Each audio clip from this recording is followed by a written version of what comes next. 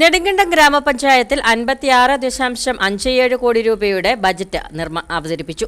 മാലിന്യ നിർമ്മാർജ്ജനം, പൊതുമാർക്കറ്റിന്റെ തുടർ നിർമ്മാണം, പഞ്ചായത്ത് സ്റ്റേഡിയത്തിന്റെ തുടർ നടത്തിപ്പ് തുടങ്ങിയവയ്ക്ക് മുൻഗണന നൽകിയ ബജറ്റാണ് വൈസ് പ്രസിഡന്റ് ഡി ജയകുമാർ അവതരിപ്പിച്ചത്. നെടുങ്കണ്ടം ഗ്രാമപഞ്ചായത്തിൽ വൈസ് പ്രസിഡന്റ് ഡി ജയകുമാർ അവതരിപ്പിച്ച ബജറ്റിൽ 56.5 കോടി രൂപ വരവും 55.5 കോടി രൂപ ചെലവും 98 ലക്ഷം രൂപ മിച്ചവും പ്രതീക്ഷിക്കുന്നു. മാലിന്യ നിർമ്മാർജ്ജനം, പബ്ലിക് മാർക്കറ്റിന്റെ തുടർ നിർമ്മാണം, പഞ്ചായത്ത് സ്റ്റേഡിയത്തിന്റെ തുടർ പ്രവർത്തനങ്ങൾ എന്നിവയ്ക്ക് മുൻഗണന നൽകിയിട്ടുണ്ട്.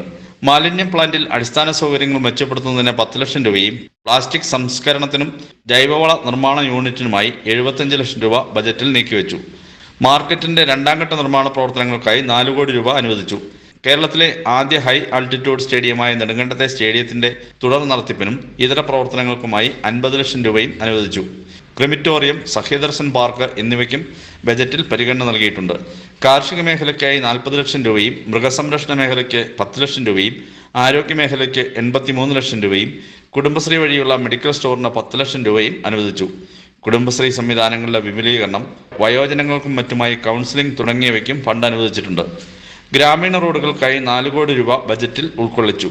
തൊഴിലുറപ്പ് മേഖലയിൽ 13 കോടി രൂപയാണ് അനുവദിച്ചത്. ബജറ്റ് അവതരണ യോഗത്തിൽ ഗ്രാമപഞ്ചായത്ത് പ്രസിഡന്റ് ലേഖ ത്യാഗരാജൻ അധ്യക്ഷത വഹിച്ചു. പഞ്ചായത്ത് സെക്രട്ടറി സുനിൽ സെബാസ്റ്റ്യൻ, ഗ്രാമപഞ്ചായത്ത് മെമ്പർമാർ തുടങ്ങിയവർ പ്രസംഗിച്ചു. News bureau, Nedumkandam.